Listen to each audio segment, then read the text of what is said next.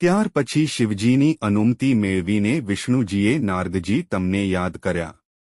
તમે ત્રિપુરાપતિ પાસે ગયા અને આ નવા ગ્રંથના વખાણ કર્યા અને તેમને એમ પણ કહ્યું કે તમે પોતે આ ધર્મની દીક્ષા લીધી છે.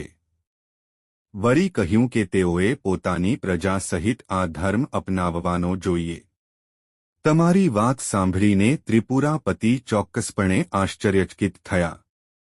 પણ તેઓએ તમારી વાતનો વિરોધ કર્યો નહીં, કારણ કે તેઓ માયાના પ્રભાવમાં હતા. તેનાથી વિપરીત તેઓએ માયાના પ્રભાવ હેઠળ તમને તેમના ગુરુ બનાવી દીક્ષા લીધી. ધીમે ધીમે આખું ત્રિપુરા આ દંભી ધર્મથી દીક્ષિત થઈ ગયું. સનતકુમારજીએ વ્યાસજીને આગળ કહ્યું કે હે વ્યાસજી, અરહાને દરેક જગ્યાએ પોતાના ધર્મનો પ્રચાર કર્યો અને તેના મહત્વ અને તેના જ્ઞાનની વિશિષ્ટતા વિશે જણાવવાનું શરૂ કર્યું. તેણે લોકોને કહ્યું કે મારું આ જ્ઞાન શાશ્વત અને અનંત છે અને વેદોનો સાર છે. તેણે કહ્યું કે બ્રહ્મા, વિષ્ણુ અને મહેશ સહિત બધા નશ્વર દેવ છે અને શરીરના બધા પ્રકાર સમાન છે.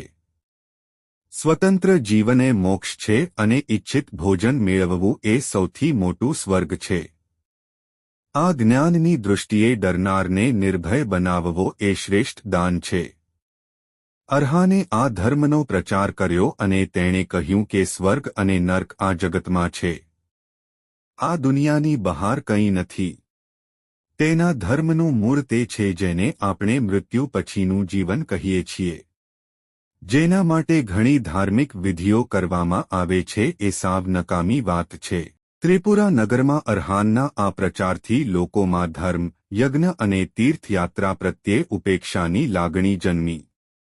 ધીરે ધીરે અસુરો તેમની શક્તિ, ભક્તિ, કીર્તિ અને બુદ્ધિ ગુમાવવા લાગ્યા અને તેમના વર્તનને કારણે અસુરો ભગવાન શિવની ભક્તિથી દૂર થઈ ગયા.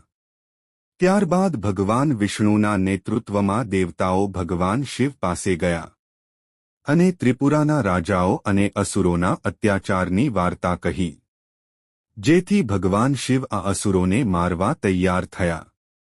આ સમયે દેવી પાર્વતી ભગવાન શિવ પાસે આવ્યા અને તેમને હાજર દેવોથી દૂર લઈ ગયા.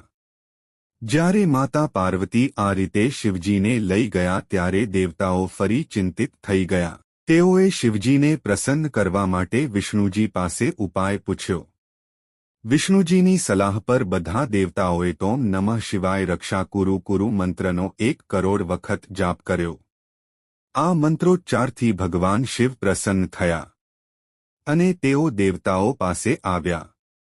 ભગવાન શિવ ત્રિપુરાપતિને મારવા તૈયાર થઈ ગયા.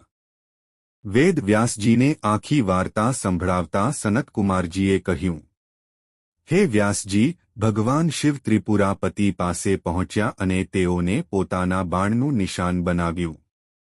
પણ વચ્ચે ગણેશજીએ અવરોધ ઊભો કર્યો, જેથી શિવજીનું તીર લક્ષ્ય વિનાનું રહી ગયું.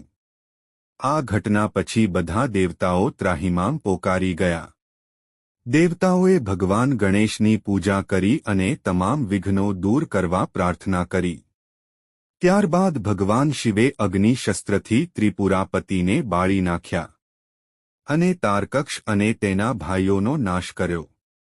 તારકક્ષ અને તેના ભાઈઓને બળીને રાખ થઈ ગયેલા જોઈને દેવતાઓમાં અપાર ખુશી ફેલાઈ ગઈ. પછી ત્રિપુરા નગરના બધા લોકો ત્યાં આવ્યા અને વિષ્ણુજી તેમજ અન્ય દેવતાઓને પ્રણામ કર્યા. તેઓએ ભગવાન શિવની સામે ખેદ વ્યક્ત કર્યો કે તેઓએ શિવ ભક્તિનો નાશ કરવાનું દુષ્કર્મ કર્યું છે. આ માટે તેઓએ પસ્તાવો વ્યક્ત કર્યો. ત્યારે વિષ્ણુજીએ તેમને કહ્યું કે તેઓએ આ બધું તેમની ઈચ્છાથી કર્યું છે. આ કાર્યથી દેવતાઓનું સારું થયું છે. માટે તમને કોઈ દુર્ભાગ્યનો સામનો નહીં કરવો પડે. આ પછી ત્રિપુરાના લોકોએ ભગવાન વિષ્ણુની પરવાનગી લીધી. દેવતાઓ ખુશ થયા અને ભગવાન શિવની અનુમતિ લઈને પોતપોતાના ધામમાં ગયા.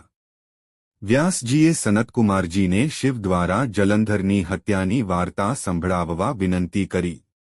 આ વાર્તા સંભળાવતા સનતકુમારજીએ કહ્યું કે ઘણા સમય પહેલા એક સમયે દેવરાજ ઇન્દ્ર ગુરુ બૃહસ્પતિ સાથે ભગવાન શિવના દર્શન કરવા કૈલાસ પર્વત પર આવ્યા હતા.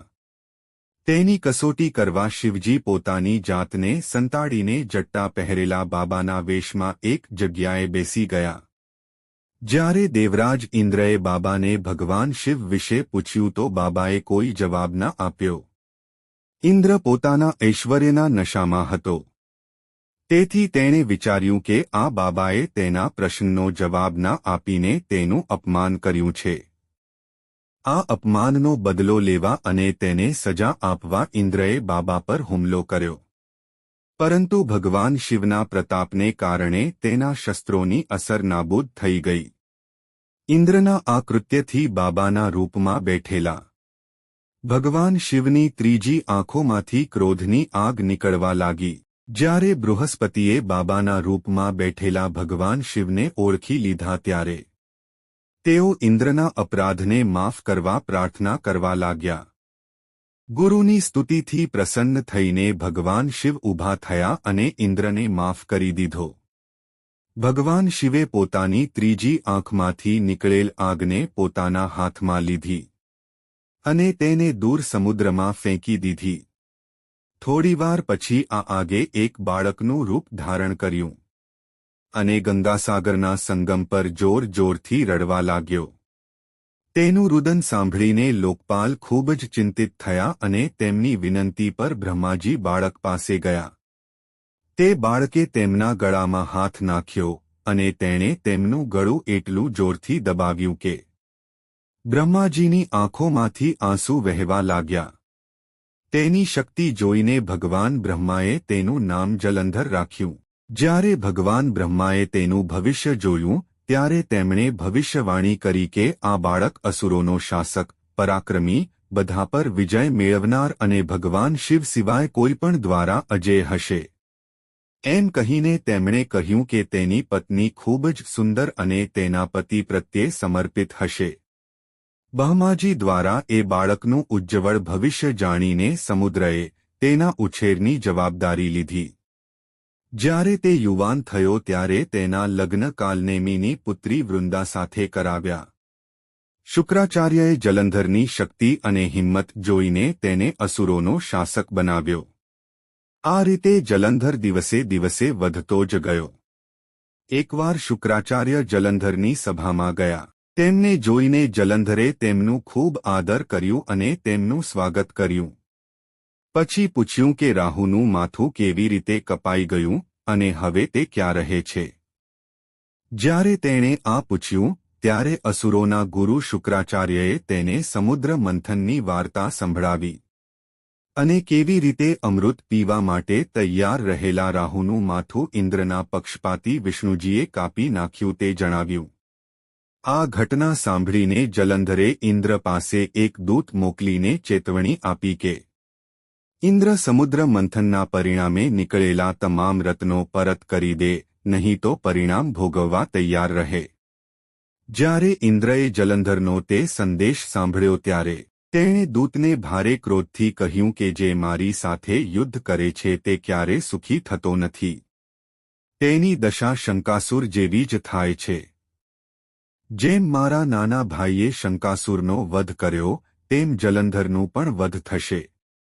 જો જલંધરને પોતાનું હિત જોઈતું હોય તો તેણે મારો વિરોધ કરવાનું બંધ કરી દેવું જોઈએ અને આવી રીતે રત્નો ના માગવા જોઈએ.